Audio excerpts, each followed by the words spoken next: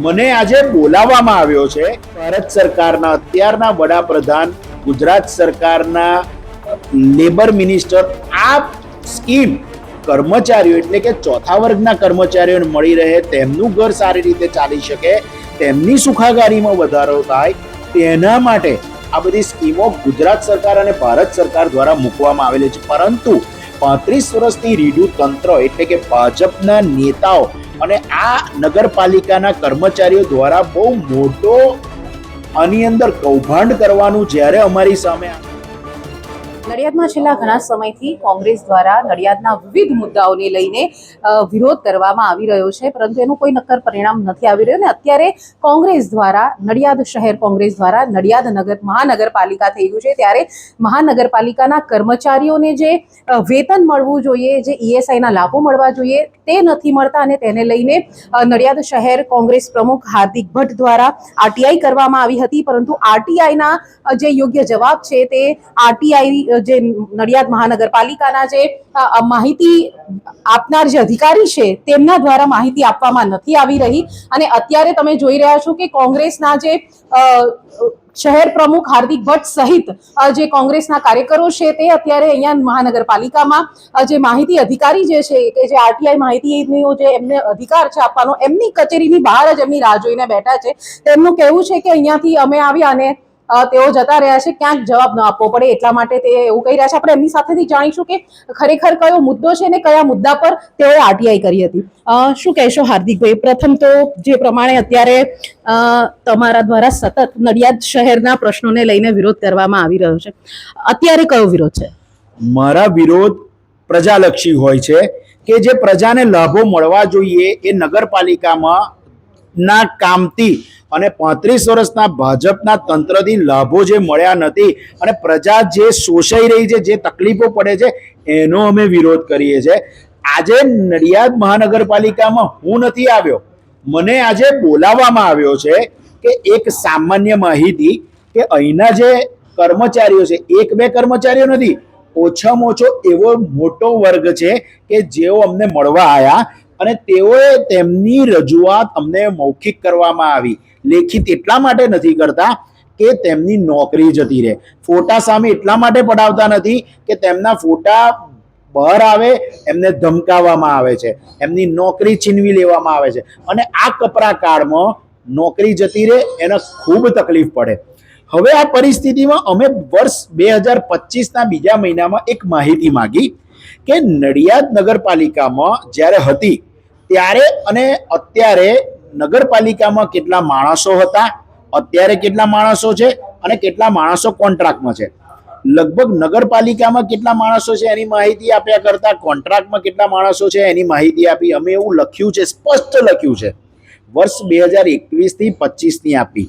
આ માહિતી અમને એક્સેલ શીટમાં આપી હતી તો પણ ચાલત, પરંતુ કોઈ પ્રકારની માહિતી નહીં આપીને એક 450 માણસનું એક લિસ્ટ આપી દીધું નથી. એની અંદર શું એમને લઘુત્તમ વેતનમાં શું પગાર આપવામાં આવે છે, બેંકમાં આપવામાં આવે છે, પીએફનો લાભ આપવામાં આવે છે કે નહીં, ઈએસઆઈનો લાભ આપવામાં આવે છે કે નહીં.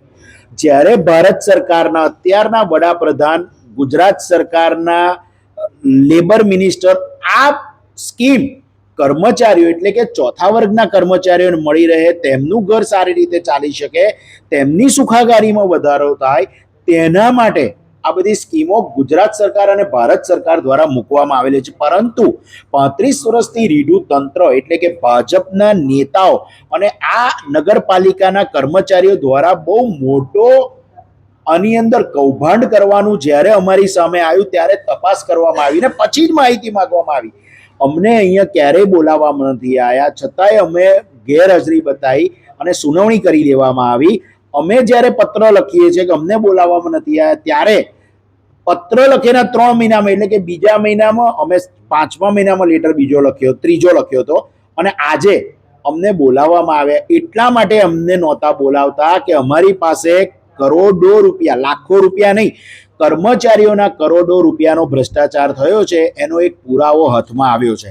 આ જે પુરાવા આવ્યા છે એના અનુસંધાનમાં આ માહિતી માંગવા માટે અમે આજે આવ્યા છે, પરંતુ 12 વાગ્યાના બેઠા છે, અધિકારી હજુ હાજર નથી અને અમને કોઈ પણ પ્રકારની માહિતી આપવામાં આવી નથી. લાખો કરોડો રૂપિયાનો ભ્રષ્ટાચાર કરવામાં આવ્યો છે આ નડિયાદ મહાનગરપાલિકા દ્વારા અને ડેપ્યુટી કમિશનર દ્વારા અમને કોઈ પણ પ્રકારની માહિતી આપવામાં આવેલ નથી. હજી પણ માહિતી કમિશનર નહીં આવ્યા અને તમને જવાબ નહીં મળે તો તમે આગળ સ્ટેન્ડ શું રહેશે? જ્યાં સુધી માહિતી નહીં આપવામાં આવે ત્યાં સુધી અમે અહીંયા બેઠા છે. અમને એવું છે કે કરોડો રૂપિયાનો ભ્રષ્ટાચાર થયો છે, બરાબર છે, તેની સ્પષ્ટતા થવી જોઈએ. આ પૈસા નગરપાલિકાના કર્મચારીઓના છે, તેમને આ બધા પૈસા મળવા જોઈએ. આ પૈસા પર એમનો હક છે. એમને પીએફના કાયદો છે, પીએફના પૈસા મળવા જોઈએ, ઈએસઆઈના પૈસા મળવા જોઈએ, તેમને લઘુત્તમ વેતન મુજબ પગાર મળવો જોઈએ, તેમને એમનો મિનિમમ વેજ પ્રમાણે પગાર મળવો જોઈએ, બોનસ મળવું જોઈએ. આ બધા જ લાભ એમને મળવા જોઈએ. ચોક્કસથી અત્યારે માહિતી અધિકારી આવી ગયા છે, અત્યારે માહિતી મળે છે કે નહીં જોઈએ. બસ હવે અમે એમની ઓફિસમાં જઈશું.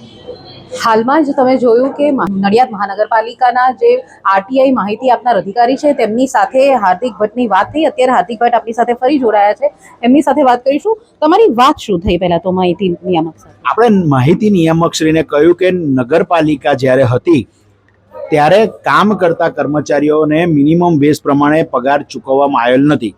ચોપડા ઉપર એને મિનિમમ વેજ હોય અને એને લીગલ પગાર ચૂકવવામાં આવ્યો નથી, એને બેંકમાં પગાર ચૂકવવામાં આવ્યો નથી. કેમ? આ પૈસા ક્યાં ગયા?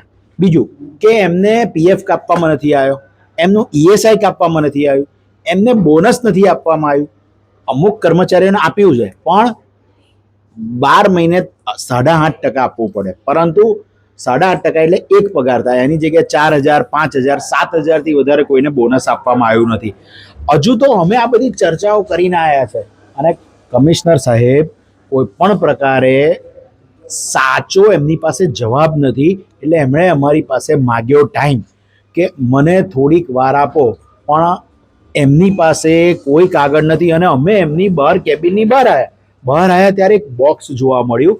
જો આ બોક્સ હું નથી લાવ્યો, આ મહાનગરપાલિકા છે અને આ બોક્સ એમાંથી મળ્યું. હવે નડિયાદ મહાનગરપાલિકા લખ્યું છે મિત્તલબેન યાત્રિક કુમાર ત્રિવેદી, એમનો યુએન નંબર નથી. આ એમને પગાર આપવામાં આવ્યો 12,250, બરાબર છે. એમનો હોદ્દો બર્થ અને ડેટમાં છે. હવે એમને જે પગાર આપવામાં આવ્યો છે એ બેંકમાં આપ્યો છે અને પીએફ કાપવામાં આવ્યું નથી, ઈએસઆઈ કાપવામાં આવ્યું નથી, પ્રોફેશનલ ટેક્સ કાપવામાં આવ્યો નથી. હવે આની અંદર તો લખેલું છે કે ભાઈ ઈપીએફઓ, વ્યવસાય વેરો, ગેરહાજર કપાત, લઘુત્તમ વેતન મુજબ પગાર 12,400 પગાર.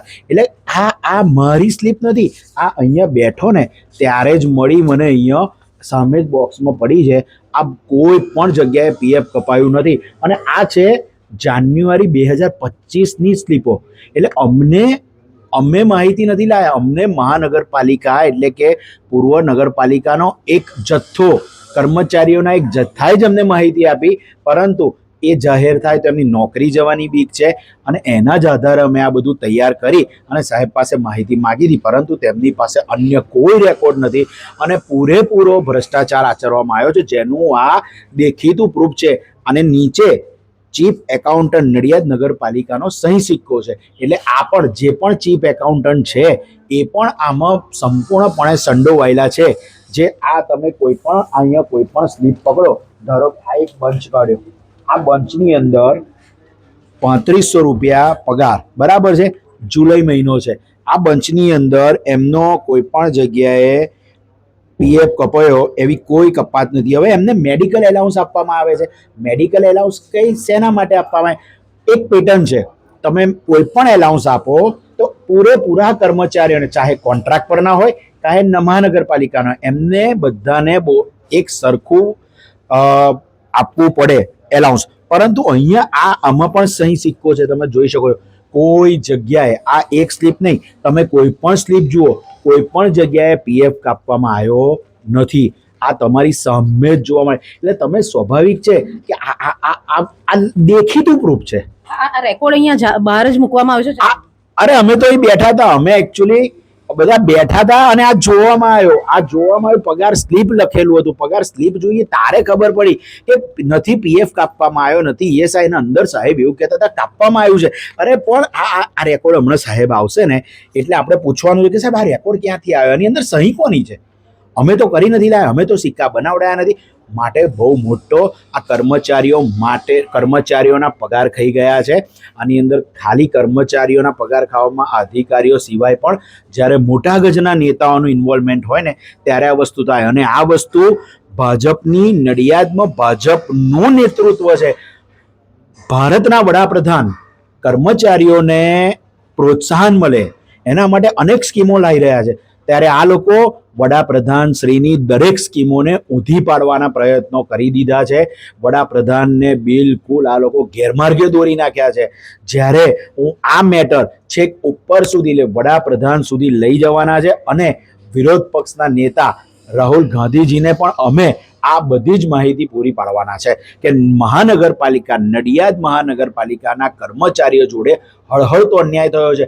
અને જો હું ખોટો છું તો તમે અત્યારે જ સાબિતી કરવા, બધું જ પ્રૂફ ઓન પ્રૂફ છે. તમારે સાબિતી આપવી હોય તો અત્યારે આપી શકો છો, પણ એમની પાસે કોઈ રેકોર્ડ નથી.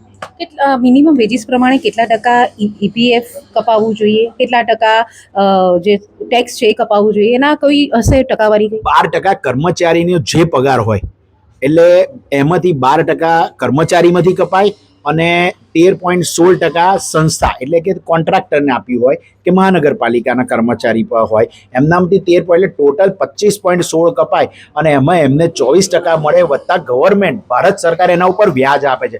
અને અત્યારે તો એવી સ્કીમ છે કે જે પણ નવો કર્મચારી જોડાય, પહેલી વાર પીએફમાં જોડાય તેને 6 મહિના પછી દર મહિને 1,000 ભારત સરકાર આપે છે અને સંસ્થાને 2,000 રૂપિયા પર કર્મચારી એ ભારત સરકાર આપે. એટલે તમે સમજો આ કોન્ટ્રાક્ટ આપીને પણ એક બહુ જ મોટો ભ્રષ્ટાચાર આચરવામાં આવ્યો છે. 1/8/2025 રોજ ભારત સરકાર દ્વારા કર્મચારીઓને પ્રોત્સાહન કરવા માટે, કર્મચારીઓને આકર્ષવા માટે, કર્મચારીઓ કાયમી થાય, એમને ચાલુ નોકરીએ મરણ થાય, આ બધા જ પરિસ્થિતિઓમાં બહુ મોટા લાભો આપી રહી છે.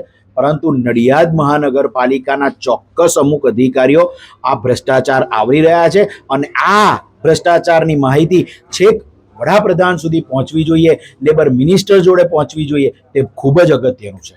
આ તમામ જે તમે નિયમો કયા, એ નિયમો કાયમી કર્મચારી માટે અને કોન્ટ્રાક્ટના કર્મચારી માટે અલગ હોય છે કે સરખા હોય છે? વર્ષ 2011થી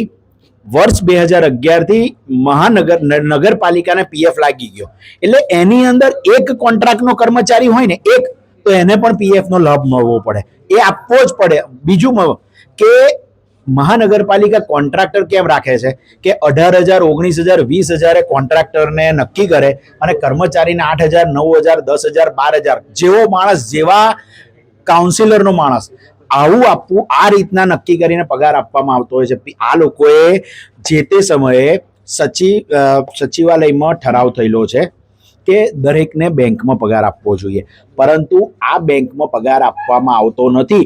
જેનું ઉત્કૃષ્ટ ઉદાહરણ આ અહીંયા છે. આ લોકોને બેંકમાં પગાર આપવામાં આવતો નથી એટલે ભ્રષ્ટાચાર આચરવામાં આવે છે. અને આપવામાં આવે બેંકમાં તો પીએફ કેમ નથી કાપ્યો? અને આ બધા પૈસા કર્મચારીઓના કોણ ચોરી ગયું? એટલે કયો કોન્ટ્રાક્ટ થયો છે, કેવો કોન્ટ્રાક્ટ થયો છે, કોઈ જ શરતો આ લોકો આપતા નથી. માટે કરોડો રૂપિયાનો મોટો ભ્રષ્ટાચાર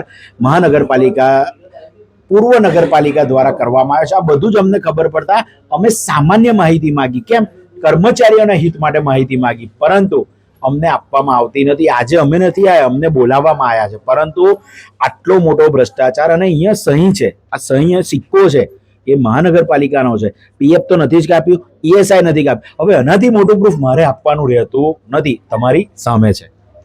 ચોક્કસથી હાર્દિક ભટ્ટ દ્વારા અહીંયા ગાડી તમે જુઓ નડિયાદ મહાનગરપાલિકામાં આરટીઆઈ માટે જેમને બોલાવવામાં આવ્યા હતા, માહિતી માંગવામાં આવી હતી આરટીઆઈ થકી, પરંતુ જ્યારે અહીંયા આવ્યા 12 વાગ્યાના આવ્યા હતા, પરંતુ તેમને બેસવું પડ્યું હતું કારણ કે જે માહિતી આપનાર અધિકારી હતા તે નહોતા મળ્યા. અને હવે જ્યારે મળ્યા છે ત્યારે એમની રજૂઆત સાંભળી છે. તેમને કહેવામાં આવ્યું છે કે તમારી જે રજૂઆત છે એની ચકાસણી કરીશ ને ત્યારબાદ તમને એના વિશે જવાબ આપીશ. પરંતુ ત્યારબાદ જ્યારે હાર્દિક ભટ્ટ બહાર આવે છે, બહાર જ્યારે એ લોબીમાં બેસે છે ને ત્યાં જ તેમને જોવા મળે છે જે કર્મચારીઓની જે પે સ્લીપ છે તે જોવા મળે છે અને તેમાં જે એ આક્ષેપો કરી રહ્યા છે કે ભ્રષ્ટાચાર થયો છે એવો આક્ષેપ હાર્દિક ભટ્ટ કરી રહ્યા છે, એ આક્ષેપો એમની સાબિતી રૂપે સ્લીપ બતાવી રહ્યા છે. હવે આગળ આ અંગે શું કાર્યવાહી થાય છે, કર્મચારીઓને ન્યાય મળે છે કે કેમ, તે જોવું રહ્યું. હેતાલી શાહ, બોલ ગુજરાત. આપને અમારો અહેવાલ કેવો લાગ્યો તે ચોક્કસથી કમેન્ટ્સ કરીને જણાવશો. સાથે આપણી ચેનલ બોલ ગુજરાતને લાઇક, શેર અને સબસ્ક્રાઇબ કરવાનું ભૂલશો નહીં. આવી જ સતત અપડેટ અને અવનવા સમાચાર જોવા માટે અમારી યુટ્યુબ ચેનલ બોલ ગુજરાતને સબસ્ક્રાઇબ કરવાનું ભૂલશો નહીં.